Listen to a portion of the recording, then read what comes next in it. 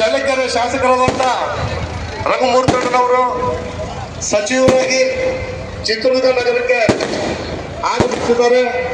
ಅದ್ರ ಪ್ರಯುಕ್ತ ನಾವೆಲ್ಲರೂ ಕೂಡ ಅವರಿಗೆ ಒಂದು ಅಭೂತಪೂರ್ವವಾದಂಥ ಸ್ವಾಗತವನ್ನ ಬಯಸಬೇಕು ಅಂತೇಳಿ ನಿರ್ಧಾರ ಮಾಡಿ ಇವತ್ತು ಆ ಸ್ವಾಗತವನ್ನು ಬಯಸೋದಕ್ಕೆ ತಾವೆಲ್ಲರೂ ಕೂಡ ಕಾರಣಕರ್ತರಾಗಿದ್ದೀರ. ನಿಮ್ಮೆಲ್ಲರಿಗೂ ಕೂಡ ನಾನು ಧನ್ಯವಾದಗಳನ್ನು ಹೇಳ್ತಾ, ಜೊತೆಗೆ ಈ ಕ್ಷೇತ್ರದ ಶಾಸಕರಾಗಿರ್ತಕ್ಕಂಥ KC ವೀರೇಂದ್ರ ಪಪ್ಪಿ ಅವರು ಕೂಡ ಜೊತೆಗೆ ಬಂದಿದ್ದಾರೆ. ಅವರಿಬ್ಬರಿಗೂ ಕೂಡ ಈ ವೇದಿಕೆಗೆ ನಾನು ಸ್ವಾಗತವನ್ನ ಬಯಸ್ತಾ, ನಾವೆಲ್ಲ ಅವ್ರಿಗೆ ಸ್ವಾಗತ ಮಾಡಿರೋದು ಒಂದೇ ಉದ್ದೇಶ, ನಮ್ಮ ಬಹಳಷ್ಟು ವರ್ಷಗಳಿಂದ ಕನಸಾಗಿದ್ದಂಥ ನಮ್ಮ ಅತ್ಯಂತ ಹಿಂದುಳಿದ ಜಿಲ್ಲೆಗೆ, ನಮ್ಮ ಸಮುದಾಯದ ಒಬ್ಬ ಶಾಸಕರಿಗೆ ಸಚಿವ ಸ್ಥಾನ ಲಭಿಸಿದ್ದಕ್ಕೆ ರಾಜ್ಯ ಸರ್ಕಾರಕ್ಕೆ ಧನ್ಯವಾದಗಳನ್ನು ತಿಳಿಸ್ತೀನಿ. ಮತ್ತು ಮುಖ್ಯಮಂತ್ರಿಗಳು ಜೊತೆಗೆ ಇದು ಕಾರಣಕರ್ತರಾದಂಥ ಎಲ್ರಿಗೂ ಧನ್ಯವಾದಗಳನ್ನು ತಿಳಿಸ್ತಾ, ಈ ಸಮಾರಂಭವನ್ನು ಉದ್ದೇಶಿಸಿ ನಮ್ಮ ಈ ಕ್ಷೇತ್ರದ ಶಾಸಕರಾದಂಥ KC ವೀರೇಂದ್ರ ಪಪ್ಪಿ ಅವರು ಮಾತಾಡಬೇಕು ಅಂತ ನಾನು ಕೇಳ್ಕೊಳ್ತಾ ಇದ್ದೀನಿ.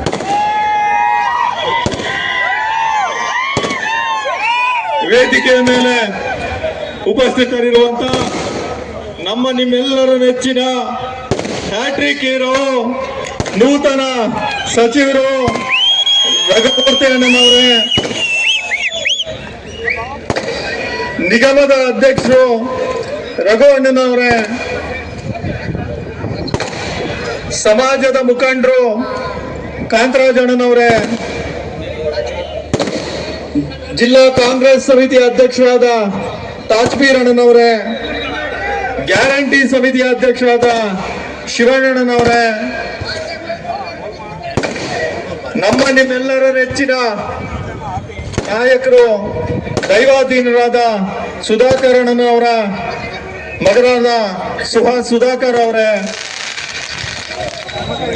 ಭೂಮಿ ನಿಗಮದ ಅಧ್ಯಕ್ಷರಾದ ರಾಮಪ್ಪಣ್ಣನವರೇ, ಮತ್ತು ವೇದಿಕೆ ಮೇಲಿರುವಂತ ಎಲ್ಲ ಗಣ್ಯರೇ, ಅಂಜನಣ್ಣವರು, ನಮ್ಮ ಗೊಪ್ಪೆ ಮಂಜಣ್ಣ ಅವರು, ಚಿನ್ನು, ಎಲ್ಲ ಗಣ್ಯರು ದಯವಿಟ್ಟು ಯಾರು ಅನ್ಯತಾ ಭಾವಿಸಬಾರ್ದು. ರಘುವಣ್ಣನ ಹೆಸರು ರಘುವಣ್ಣನ ಹೆಸರು ಹೇಳಿದ್ದೇನೆ. ಮತ್ತು ಇಲ್ಲಿ ಸೇರಿರುವಂತ ಎಲ್ಲ ನನ್ನ ಅಣ್ಣ ತಮ್ಮಂದ್ರು, ಸಮಾಜದ ಮುಖಂಡರುಗಳು, ಬಾಂಧವರು, ಎಲ್ಲರಿಗೂ ವೀರೇಂದ್ರ ಪಪ್ಪಿ ನಮಸ್ಕಾರಗಳು. ಸನ್ಮಾನ್ಯ ರಘುಮೂರ್ತಿ ಸಾಹೇಬರು ಅಂದ್ರೇನೆ ಅಭಿವೃದ್ಧಿ ಅಂದ್ರೇನೆ ರಘುಮೂರ್ತಿ ಸಾಹೇಬರು. ಇವತ್ತು ನಮ್ಮ ಜಿಲ್ಲೆಯಲ್ಲಿ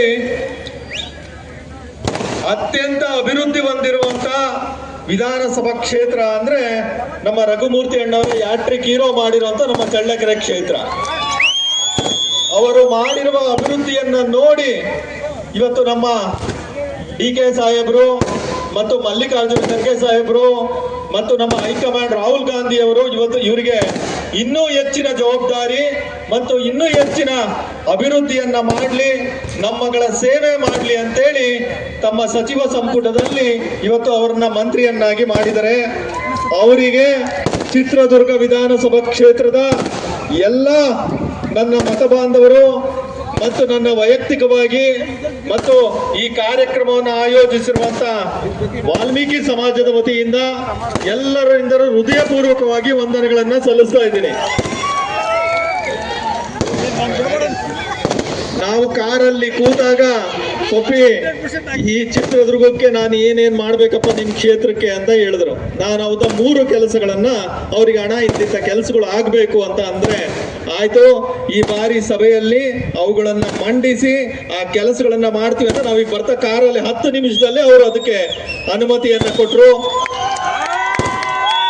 ಅವರ ನೇತೃತ್ವದಲ್ಲಿ, ಅವರ ಮಾರ್ಗದರ್ಶನದಲ್ಲಿ ನಮ್ಮ ಚಿತ್ರದುರ್ಗ ಜಿಲ್ಲೆ ಇನ್ನೂ ಅಭಿವೃದ್ಧಿ ಹೊಂದಲಿ, ಅದರಲ್ಲೂ ನನ್ನ ವಿಧಾನಸಭಾ ಕ್ಷೇತ್ರ ಇನ್ನೂ ಹೆಚ್ಚಿನದಾದ ಅಭಿವೃದ್ಧಿ ಹೊಂದಲಿ ಅಂತ ಆಶಿಸ್ತಾ ಮತ್ತೊಮ್ಮೆ ಅವರಿಗೆ ಹೃದಯಪೂರ್ವಕವಾಗಿ ವಂದಿಸ್ತಾ ಇದ್ದೀನಿ.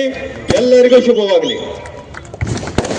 ಈಗ ರಘು, ನಮ್ಮ ಸಫಾಯಿ ಕರ್ಮಚಾರಿ ನಮ್ಮ ಶಾಸಕರಾಗಿರ್ತಕ್ಕಂಥ ಪಪ್ಪಿ ಅಣ್ಣನವರೇ, ಕಾಂತಣ್ಣನವರೇ, ಅಧ್ಯಕ್ಷರ ತಾಜ್ಬೀರ್ ಸಾಹೇಬರವರೇ, ಸಂಪತ್ತಣ್ಣ ಹಾಗೂ ಎಲ್ಲ ವೇದಿಕೆ ಮುಂದಿರ್ತಕ್ಕಂಥ ಗಣ್ಯರು ಹಾಗೂ ವೇದಿಕೆ ಮುಂಭಾಗದಲ್ಲಿರ್ತಕ್ಕಂಥ ಎಲ್ಲ ರಘುಮೂರ್ತಿ ಅಣ್ಣನ ಪ್ರೀತಿಯ ಅಭಿಮಾನಿಗಳಿಗೆ ನನ್ನ ನಮಸ್ಕಾರಗಳನ್ನು ತಿಳಿಸ್ತಾ, ಪ್ರಥಮವಾಗಿ ರಘುಮೂರ್ತಿ ಅಣ್ಣನವರು ಪಪ್ಪೇನು ಹೇಳಿದಂತೆ ಹ್ಯಾಟ್ರಿಕ್ ಹೀರೋ ರಘುಮೂರ್ತಿ ಅಣ್ಣನವರು ಸಚಿವರಾಗಿ ಈ ಜಿಲ್ಲೆಗೆ ಪ್ರಥಮ ಬಾರಿ ಆಗಮಿಸಿದರೆ ನಾವೆಲ್ಲ ಇಷ್ಟು ಪ್ರೀತಿ ಅದ್ದೂರಿಯಿಂದ ಅವರನ್ನು ಸ್ವಾಗತಿಸೋದು ನೋಡಿದ್ರೆ ರಘುಮೂರ್ತಿ ಅಣ್ಣನ ಮೇಲೆ ಎಷ್ಟು ಪ್ರೀತಿ ಇಟ್ಕೊಂಡಿದ್ದಾರೆ ಜನ ಅಂತಕ್ಕಂಥದ್ದು ಇವತ್ತು ಗೊತ್ತಾಗುತ್ತೆ. ಯಾಕೆ ರಘುಮೂರ್ತಿ ಅಣ್ಣನ ಎಲ್ಲರೂ ಪ್ರೀತಿ ಮಾಡ್ತಾರೆ ಅಂದರೆ ಆತ ಅಜಾತ ಶತ್ರು. ಯಾರೇ ಸಣ್ಣ ಹುಡುಗ ಹೋಗಲಿ ದೊಡ್ಡರೇ ಹೋಗಲಿ ಎಲ್ಲರನ್ನು ಪ್ರೀತಿಯಿಂದ ಮಾತಾಡಿಸಿ ಏನಪ್ಪ ನಿಮ್ಮದು ಅಂತ ಕೇಳ್ತಕ್ಕಂತಹ ಮನೋಭಾವನೆ ಇಟ್ಕೊಂಡಿರ್ತಕ್ಕಂಥ ಒಂದು ವ್ಯಕ್ತಿತ್ವ. ಮತ್ತು ಆತನ ಮನಸ್ಸು ಹೆಂಗಂದರೆ ನಾನು ನೋಡಿದಂತೆ ಒಂದು 12-13 ವರ್ಷದಿಂದ ಒಂದು ಮಗು ಥರ ಮನಸ್ಸು ಅವ್ರದ್ದು. ಯಾರಿಗೂ ಕೂಡ ನೋವು ಮಾಡೋದಕ್ಕೆ ಇಷ್ಟಪಡಲ್ಲ.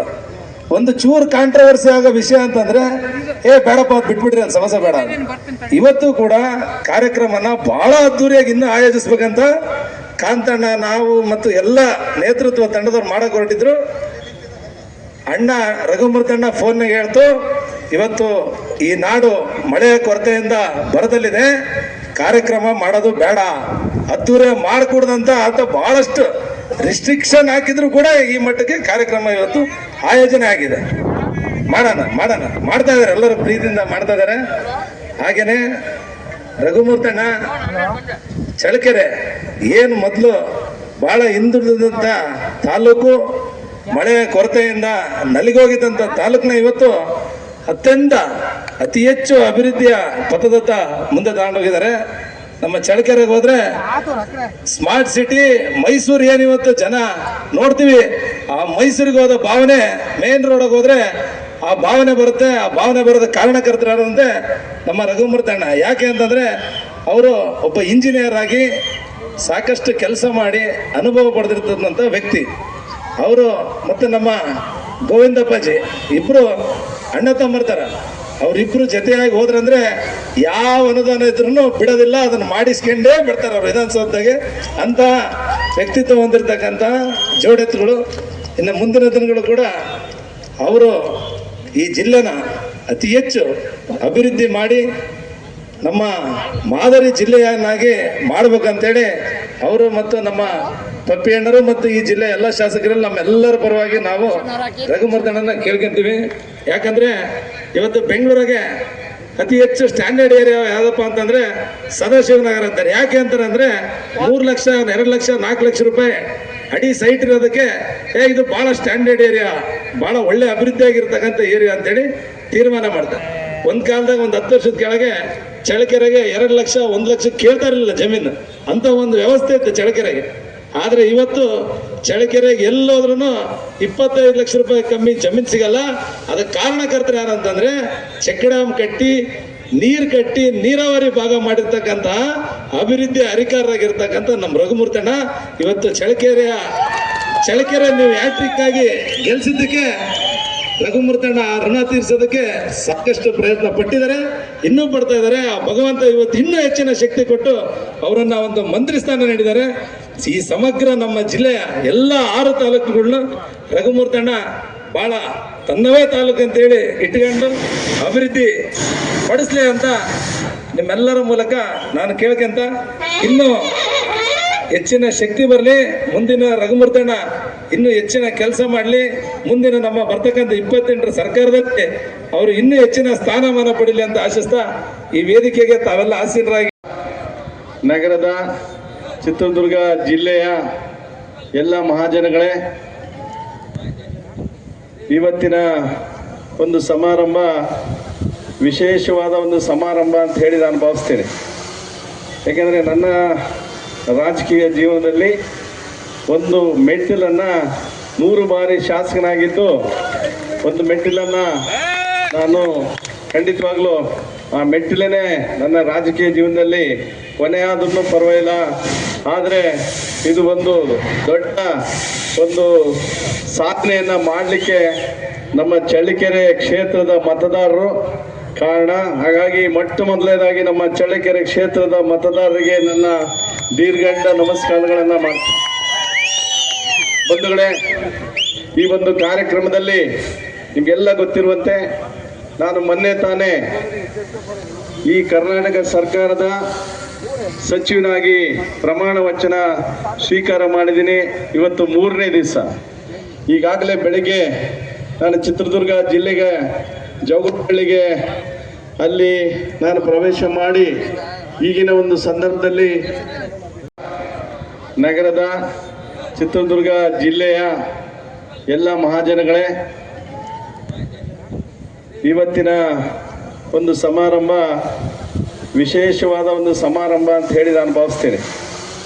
ಯಾಕೆಂದರೆ ನನ್ನ ರಾಜಕೀಯ ಜೀವನದಲ್ಲಿ ಒಂದು ಮೆಟ್ಟಿಲನ್ನು 3 ಬಾರಿ ಶಾಸಕನಾಗಿದ್ದು ಒಂದು ಮೆಟ್ಟಿಲನ್ನು ನಾನು ಖಂಡಿತವಾಗ್ಲೂ ಆ ಮೆಟ್ಟಿಲೇ ನನ್ನ ರಾಜಕೀಯ ಜೀವನದಲ್ಲಿ ಕೊನೆಯಾದ್ರೂ ಪರವಾಗಿಲ್ಲ. ಆದರೆ ಇದು ಒಂದು ದೊಡ್ಡ ಒಂದು ಸಾಧನೆಯನ್ನು ಮಾಡಲಿಕ್ಕೆ ನಮ್ಮ ಚಳ್ಳಕೆರೆ ಕ್ಷೇತ್ರದ ಮತದಾರರು ಕಾರಣ. ಹಾಗಾಗಿ ಮೊದಲನೇದಾಗಿ ನಮ್ಮ ಚಳ್ಳಕೆರೆ ಕ್ಷೇತ್ರದ ಮತದಾರರಿಗೆ ನನ್ನ ದೀರ್ಘಂಡ ನಮಸ್ಕಾರಗಳನ್ನು ಮಾಡ್ತೀನಿ. ಬಂಧುಗಳೇ, ಈ ಒಂದು ಕಾರ್ಯಕ್ರಮದಲ್ಲಿ ನಿಮಗೆಲ್ಲ ಗೊತ್ತಿರುವಂತೆ ನಾನು ಮೊನ್ನೆ ತಾನೇ ಈ ಕರ್ನಾಟಕ ಸರ್ಕಾರದ ಸಚಿವನಾಗಿ ಪ್ರಮಾಣ ವಚನ ಸ್ವೀಕಾರ ಮಾಡಿದ್ದೀನಿ. ಇವತ್ತು 3ನೇ ದಿವಸ. ಈಗಾಗಲೇ ಬೆಳಗ್ಗೆ ನಾನು ಚಿತ್ರದುರ್ಗ ಜಿಲ್ಲೆಗೆ ಜವಗಟ್ಟಳ್ಳಿಗೆ ಅಲ್ಲಿ ನಾನು ಪ್ರವೇಶ ಮಾಡಿ ಈಗಿನ ಒಂದು ಸಂದರ್ಭದಲ್ಲಿ ನಾನು ಅಲ್ಲಿ ಜಮೀನುಗಳ ಭೇಟಿ ಕೊಟ್ಟು ಮೀಟಿಂಗ್ ಮಾಡಿ ನಮ್ಮ ಚಳ್ಳಕೆರೆಗೆ ಹೋಗಿ ಇಲ್ಲಿ ಬಂದಿದ್ದೀನಿ. ವಿಶೇಷವಾಗಿ ಈ ಕಾರ್ಯಕ್ರಮದಲ್ಲಿ ಭಾಗವಹಿಸಿರ್ತಕ್ಕಂಥ ನಮ್ಮ ಚಿತ್ರದುರ್ಗ ಕ್ಷೇತ್ರದ ನಿಮ್ಮೆಲ್ಲರ ಜನನಾಯಕ, ಯುವ ನಾಯಕ, ನನ್ನ ಆತ್ಮೀಯ ಸ್ನೇಹಿತ ಆದಂಥ ಸನ್ಮಾನ್ಯ ವೀರೇಂದ್ರ ಪಪ್ಪಿಯವರು ನಿಮ್ಮ ಜೊತೆ ಇದ್ದಾರೆ. ಈಗಾಗಲೇ ನಿಮ್ಮನ್ನು ಉದ್ದೇಶಿಸಿ ಮಾತನಾಡಿದ್ದಾರೆ. ಜೊತೆಗೆ ಈ ಸಂದರ್ಭದಲ್ಲಿ ನಮ್ಮ ನಿಗಮದ ಸಫಾಯಿ ಕರ್ಮಚಾರಿ ಆಯೋಗದ ಅಧ್ಯಕ್ಷರು ರಘುವರಿದ್ದಾರೆ, ನಮ್ಮ ಭೂ ನಿಗಮದ ಅಧ್ಯಕ್ಷರಾದಂಥ ರಾಮಣ್ಣವರಿದ್ದಾರೆ, ನಮ್ಮ ಇಲ್ಲಿ ಮಾಜಿ ಸಚಿವರು ಅಕಾಲಿ ಕಾರಣಕ್ಕೆ ಮರಣವನ್ನು ಹೊತ್ತಿ ದೈವಾಧೀನರಾದಂಥ ಅವರ ಸುಪುತ್ರ ಸುಹಾಸ್ ಅವರಿದ್ದಾರೆ. ವಿಶೇಷವಾಗಿ ನಾನು ಈ ಸಂದರ್ಭದಲ್ಲಿ ಇಂಥ ಒಂದು ಚಿತ್ರದುರ್ಗ ನಗರದಲ್ಲಿ ಇಂಥ ಒಂದು ವಿಶೇಷವಾದ ಸಮಾರಂಭವನ್ನು ಆಯೋಜನೆ ಮಾಡಲಿಕ್ಕೆ ಮುಖಂಡತ್ವವನ್ನು ವಹಿಸಿ ನಾಯಕ ಸಮಾಜದ ಒಂದು ಆಹ್ವಾನ ಸಭೆ ಅಂತ ಇದ್ರು ಎಲ್ಲ ಜಾತಿ ಜನಾಂಗದವರು ಇಲ್ಲಿ ಅವ್ರನ್ನೆಲ್ಲ ಸೇರಿಸಿ ಒಂದು ಮುಖಂಡತ್ವವನ್ನು ಮಾಡಿ ಈ ಕಾರ್ಯಕ್ರಮಕ್ಕೆ ಸಾಕ್ಷಿಭೂತರಾದಂಥ ನಮ್ಮ ಆತ್ಮೀಯ ಸಹೋದರ ಕಾಂತರಾಜ್ ಅವರಿದ್ದಾರೆ.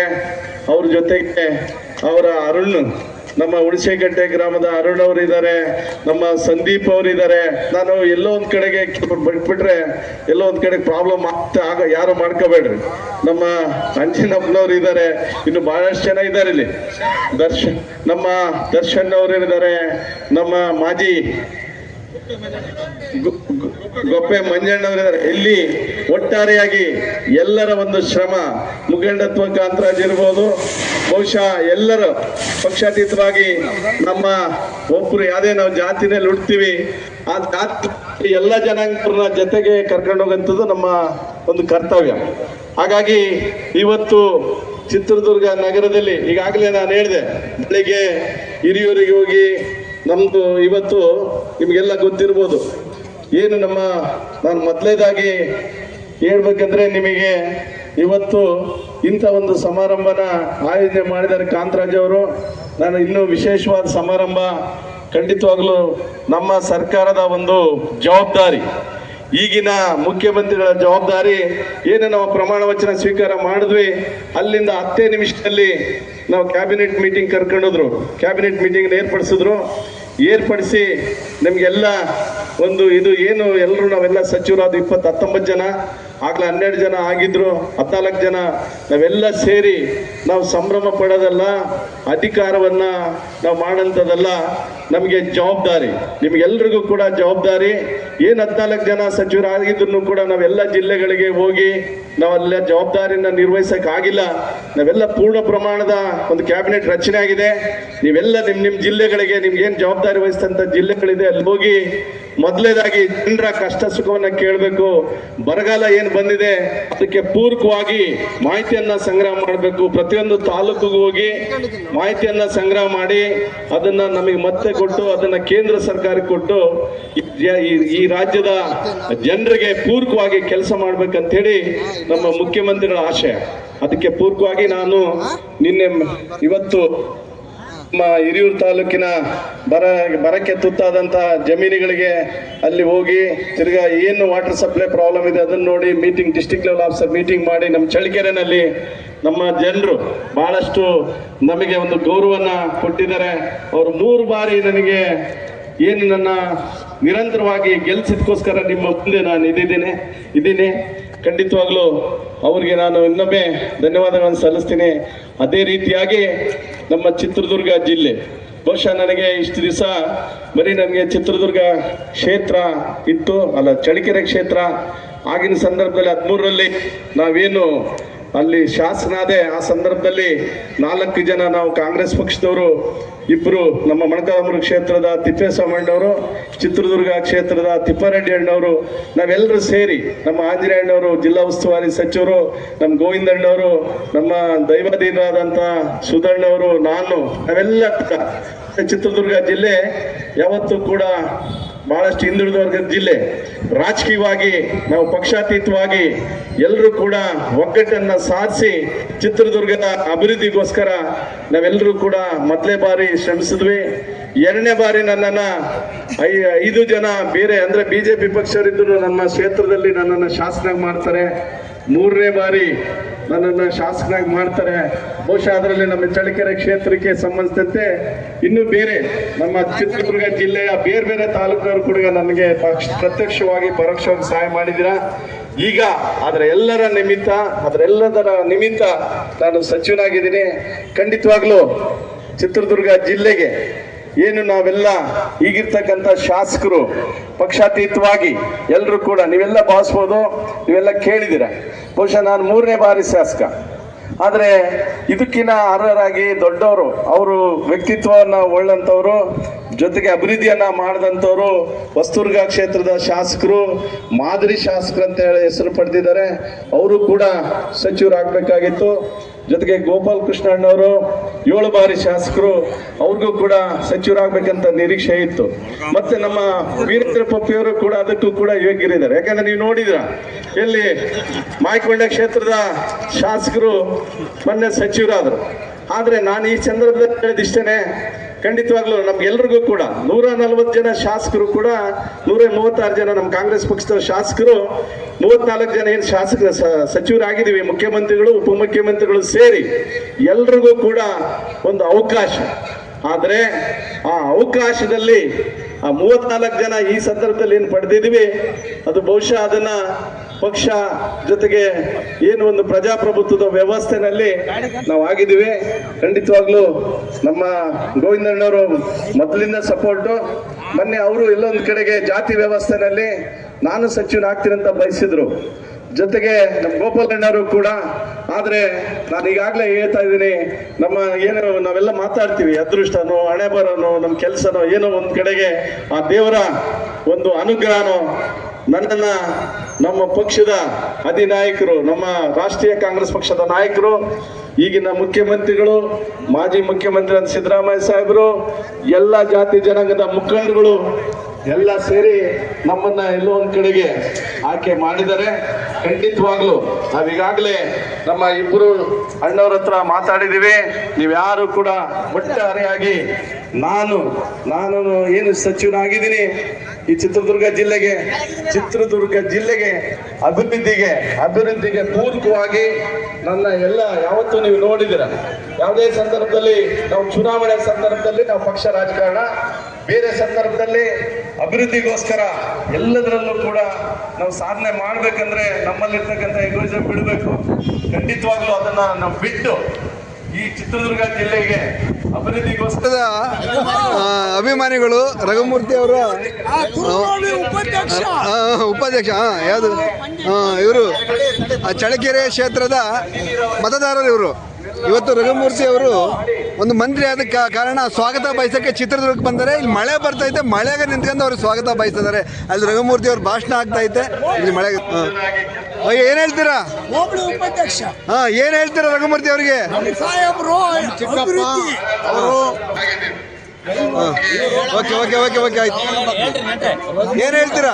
ನಮ್ಮ ಶಾಸಕ ಸ್ವಾಗತ ಬಯಸಕ್ ಬಂದಿರಾ ರಘುಮೂರ್ತಿ ಅವರಿಗೆ? ಇವರು ಚಳ್ಳಕೆರೆ ಕ್ಷೇತ್ರದ ಮತದಾರರು, ಪಾಪೇನಹಳ್ಳಿ ಗ್ರಾಮದವರು. ಅಷ್ಟೇ. ಈ ವಿಡಿಯೋ ನಿಮಗೆ ಇಷ್ಟ ಆದರೆ ಶೇರ್ ಮಾಡಿ, ಲೈಕ್ ಮಾಡಿ, ಸಪೋರ್ಟ್ ಮಾಡಿ. ನಮಸ್ಕಾರ. Thank you.